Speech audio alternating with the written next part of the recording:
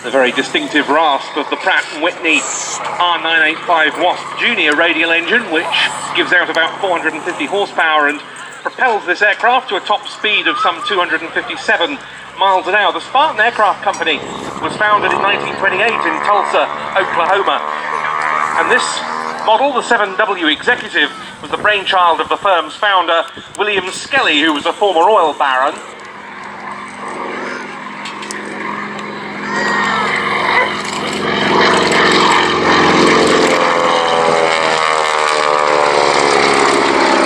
Skelly wanted to produce a modern executive transport aircraft for the well-heeled business. The first executive to fly in Britain since the Second World War.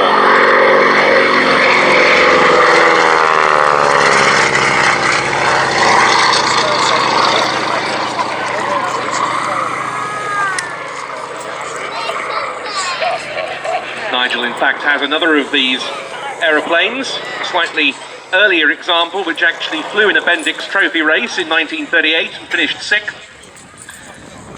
That aircraft even took part in a John Wayne film of 1938 called Overland Stage Raiders, which I'm told isn't really worth watching, even for the presence of one of these beautiful aeroplanes in it.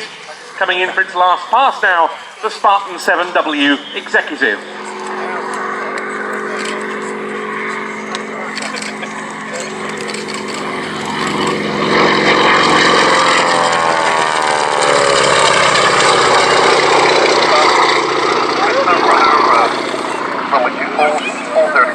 Beautifully flown by its regular display pilot, Bob Morecambe, who now also flies for the Shuttleworth collection as Old Warden. The Spartan has now got wheels down.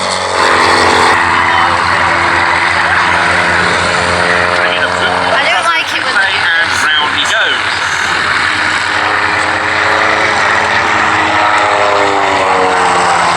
So back onto the air.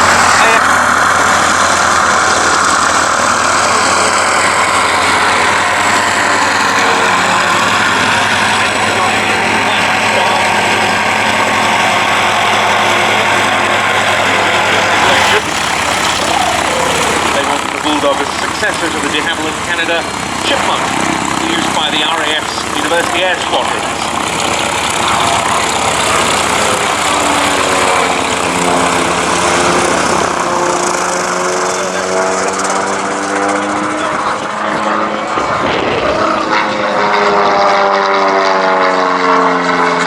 Bulldogs were also flown by the Royal Air Force College at Cranwell, by the Central Flying School, the organisation that instructs the RAF's instructors.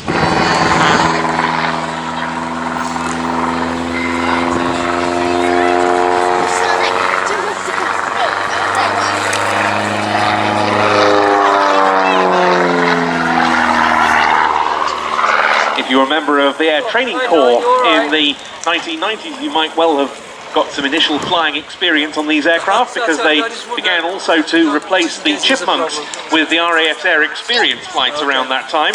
At the turn of the century, though, the new Grob Tutor came into service. That's the aircraft still in use with the Air Experience flights and University Air Squadrons today. Adrian Hatton.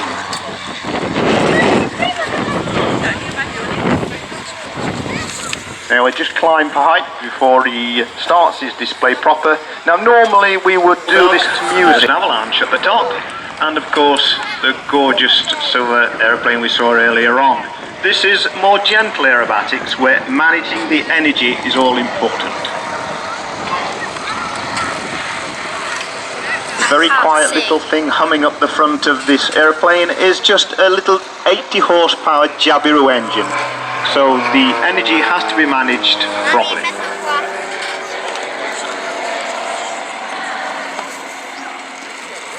You can see it's quite a good pitch angle on that, nice tight Cuban there.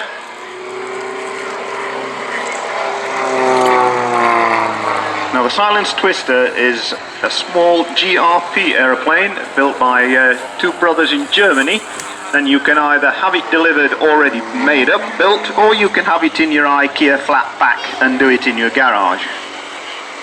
That's how this one was built. There's a nice flick at the top.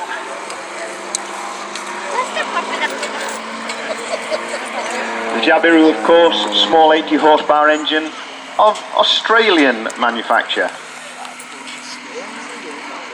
Now, some would say that the wing profile of this very quiet little aeroplane is a little bit redolent of the Spitfire. Nice elliptical shaped wing. Now, Adrian is a display pilot of many thousand hours experience, is around 5,500 hours flying experience. He's a glider pilot, he's a glider instructor and examiner, and he also builds gliders himself. And he is also a full-time farmer at his farm near Newark in Nottinghamshire. So, full-time occupation, farming, building gliders and display flying.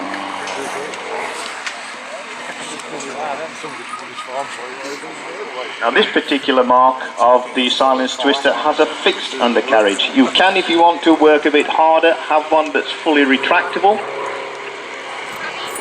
That's just something else to go wrong, of course, so this one is a fixed undercarriage. Now, Adrian's been all over the place in this little aeroplane, and I mean literally miles away. This aeroplane has flown well into the Arctic Circle with Adrian and another buddy with another Silence Twister alongside. That's quite a tall order to fly this type of aeroplane well into the Arctic Circle.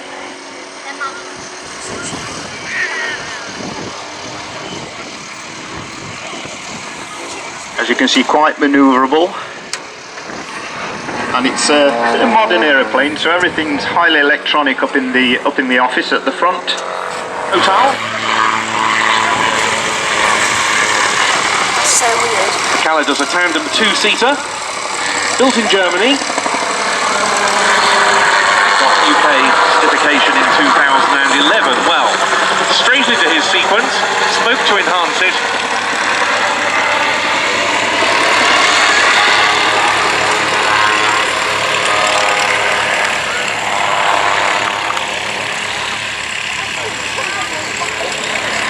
The agility of the Autogyro and its sheer flexibility and fun not in doubt right from the start.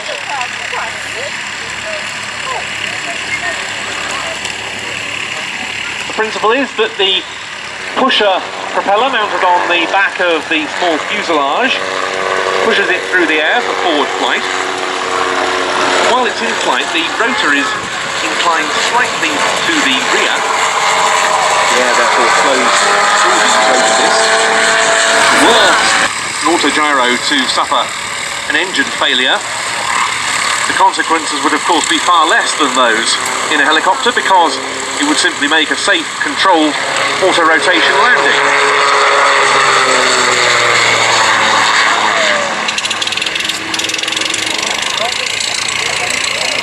But they can also be very rapid when required as well. The Calidus can get up to 120 miles an hour.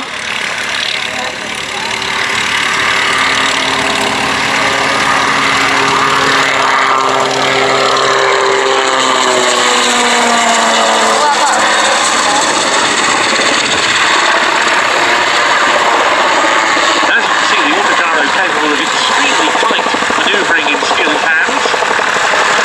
Peters are certainly those who have years of experience of demonstrating these machines. He's flown them at some of the very biggest events. I mentioned Oshkosh, from which he returned on Thursday.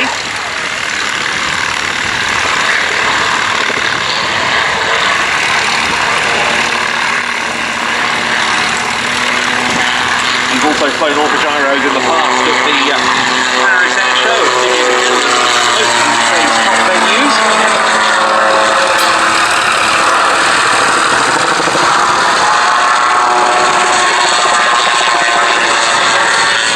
Well suited to more compact venues such as this, is also not too weather dependent. His weather minima are rather less stringent than some of the more powerful display items.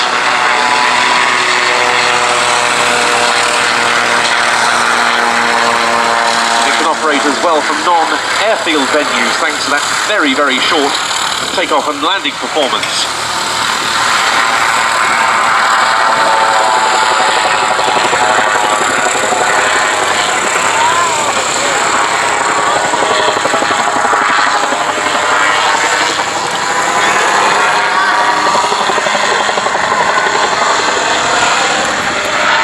making a beautiful spiralling descent.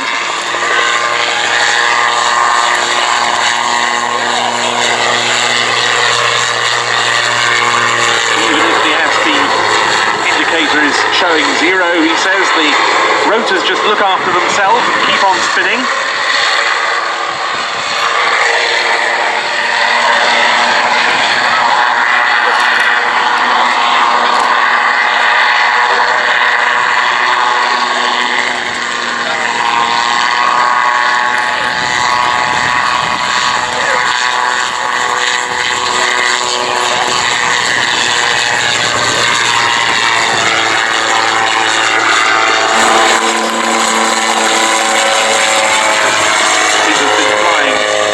Autogyros or gyroplanes for over 20 years now.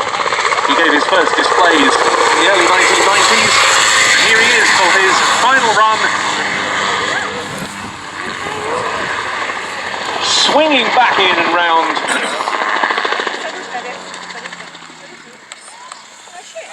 And coming into land, a really super performance from Peter Troy Davies with the Rotorsport Calidus. Ground wind here, but nevertheless, we've seen this before, and we shall just see now how it unfolds. As first towards us now in the Chipmunk. Oh, that's the one. Oh, didn't fancy the second one there, then.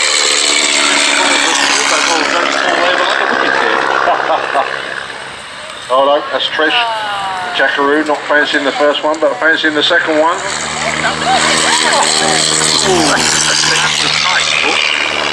Very versatile emerald now, and under that with ease. Right, drag them off.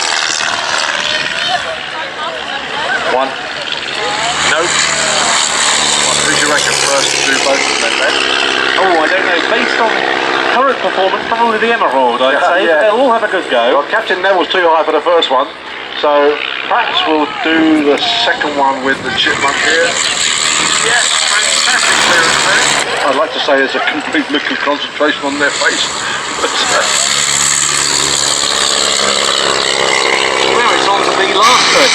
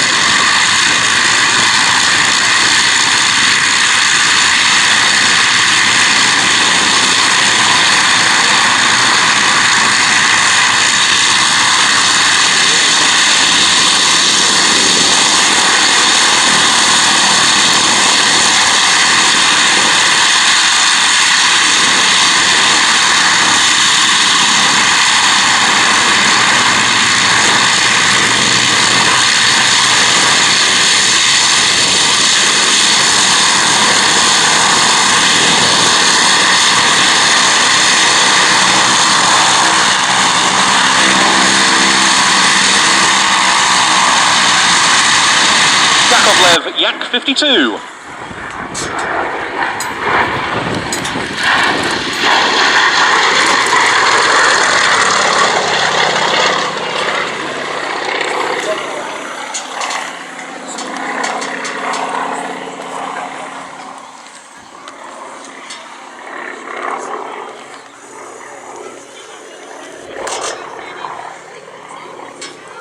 Plenty of power at Nigel's disposal here from the 9-cylinder 360 horsepower engine. This aircraft, one of the long-running family of Yakovlev trainer designs that had its roots in the Yak-18 of the early post-war years.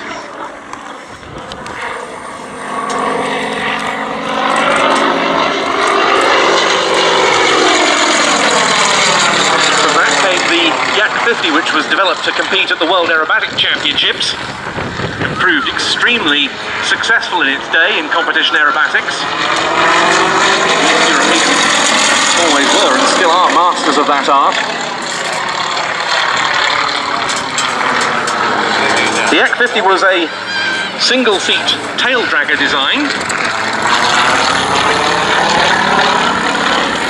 And when they created the 52 that we see here, they turned it into a tandem two-seater and gave it a tricycle undercarriage, though in fact in more recent years there has been a tail dragger variant also offered, the Yak-52 TD or TW.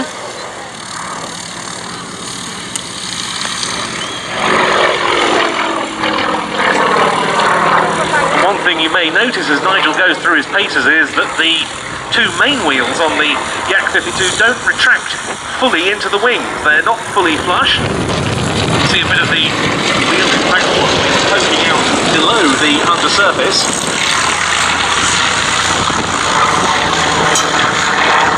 That no doubt fairly useful in the event of, for example, a student pilot or even an instructor failing to put the wheels down. As always with Soviet-built aircraft, ruggedness very much a key factor.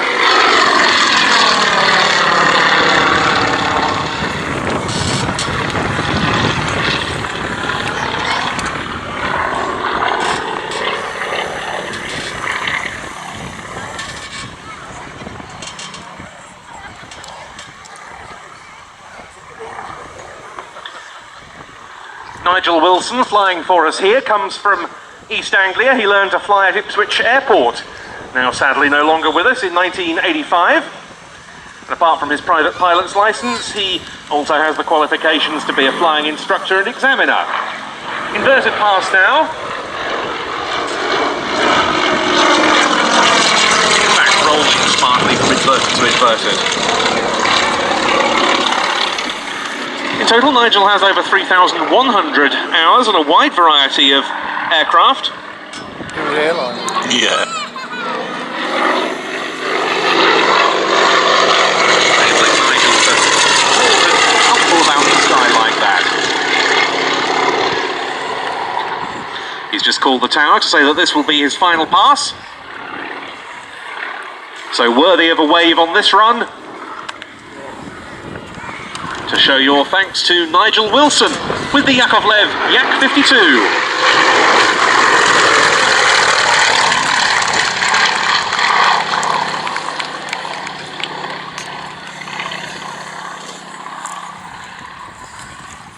They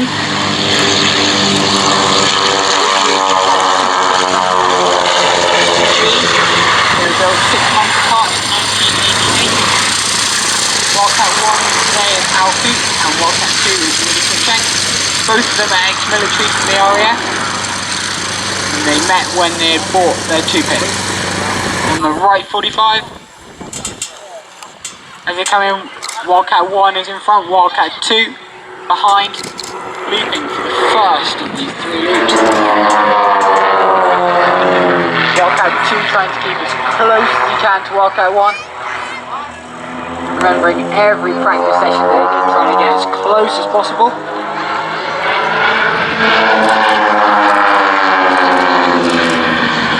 Another loop, this time on the A axis. Reaching almost 200 miles an hour on the way down. Down to 200 feet. As they perform the last of their 3 consecutive loops.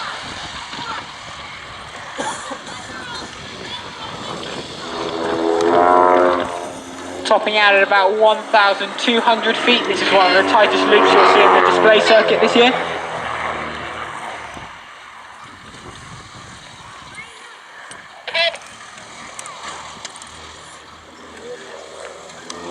These pits are powered through the sky by Wyoming IO540 engines.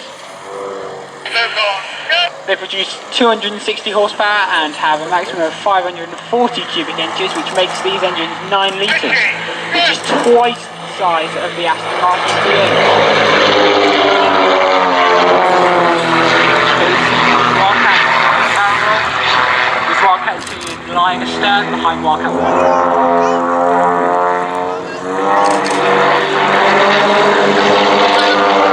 With engines this size, it's not that surprising that we're burning over a litre of fuel every minute.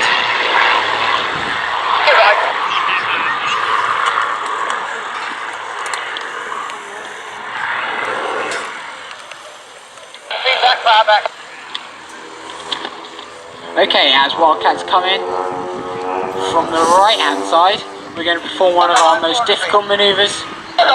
This is called the twizzle. This is where Wildcat 1 stays straight and level and Wildcat 2 tries to roll as close.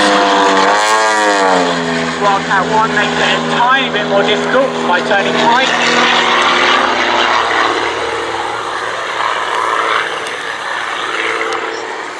Wildcat. After a left wing over, we perform the Aviation roll. This is named after our main sponsor this year, Aviation Swift watches. Avion's a relatively newcomer to the watch market, but we're sure that in a few years' time this will be a well-known name.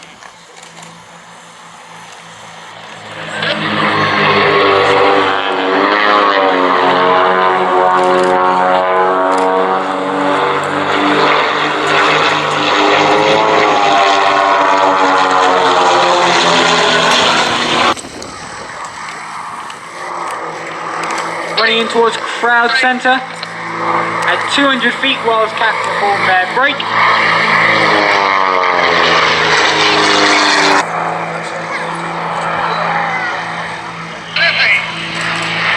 Make sure that after today you go and follow us on Twitter and like us on Facebook. Some of them wearing t-shirts and some others you can actually win a flight with the Wildcats. Pits being 2 seats, great passenger flying. As we go into our last section of the display.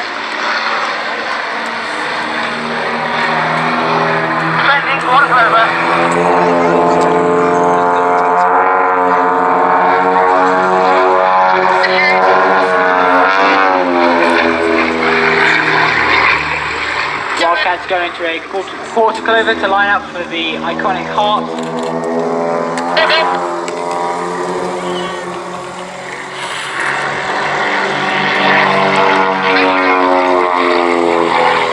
Forward G recovery is the quarter clover, pulling straight up, straight vertical, and Wildcat 1 calls it.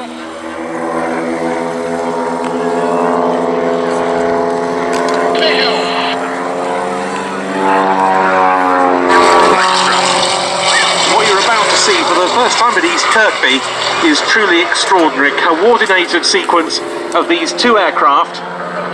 You might think such a thing would be impossible. In fact, the result is absolutely brilliant. So there they go, up for coordinated stall turns to start.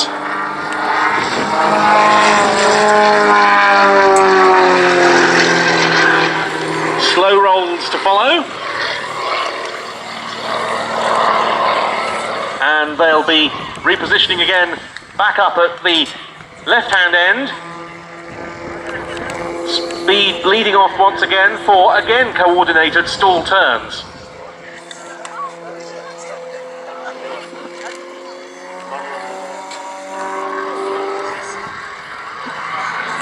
Widening the separation a bit in preparation for what I believe will be a loop.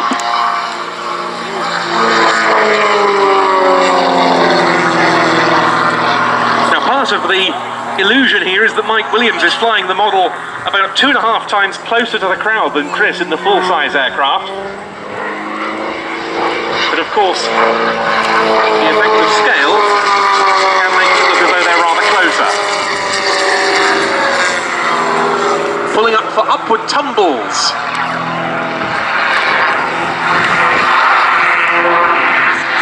Absolutely superb.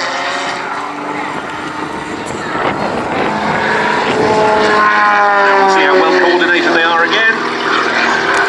Hesitation rolls. And up into a half Cuban.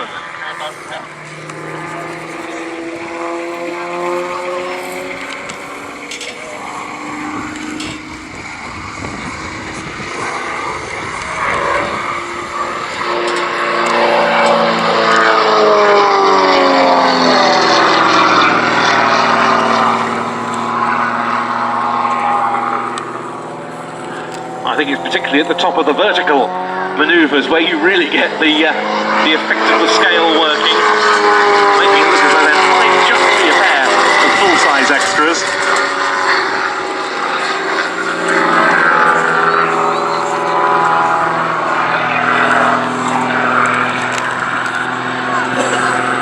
A negative G push there. Uncomfortable for Chris in the full-size aircraft, less so for the model.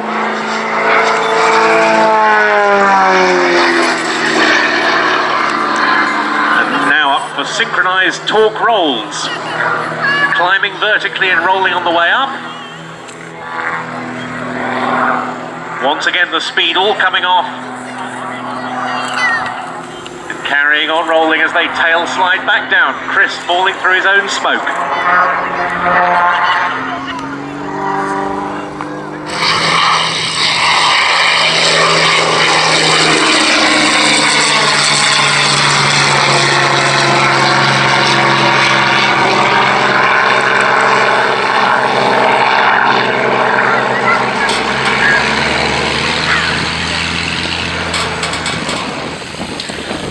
This aircraft, one of the most potent reminders of the role the Hurricane played in the Battle of Britain, during which it was a great workhorse for Royal Air Force Fighter Command.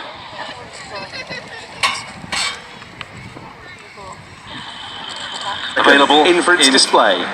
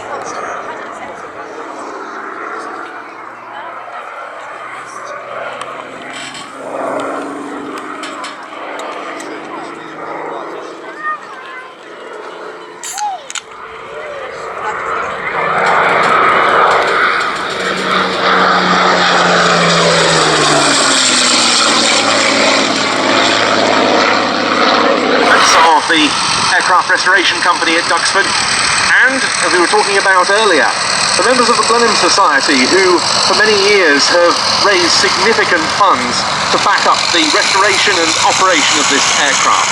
The decision was taken to restore it as a Mark I Blenheim with the short nose. For that, they had to have a nose section. They found one that had been converted post-war into, of all things, an electric bubble car.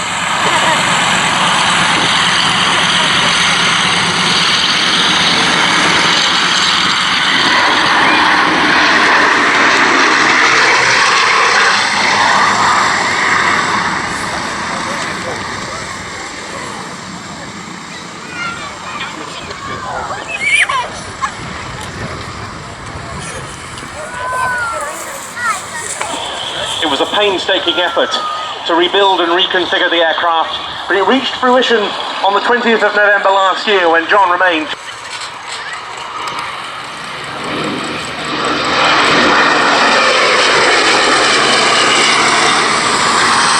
And that identity is very appropriate because it was the serial worn by the Blenheim from which the nose was taken that became the bubble car and which is now fully restored and fitted to this aircraft. More Blenheims were in service upon the outbreak of World War II on the 3rd of September 1939 than any other Royal Air Force type. Presented to the nation under the name Britain First, and it attracted significant attention, being as it was quicker than many contemporary fighters and bombers.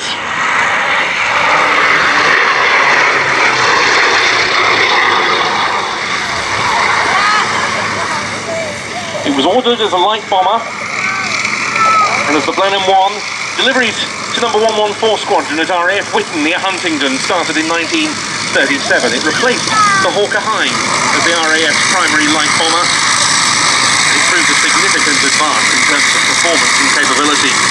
But they also saw potential in the Blenheim as a long-range fighter, and it has a Blenheim 1F fighter variant that this aircraft now appears. A ventral gun pack with 4.303-inch Browning machine guns was added, carried out the action for which he was to be awarded the Victoria Cross. Here comes our salute formation, getting into closer company now. The Blenheim with the Hurricane 1 and the P-51D Mustang.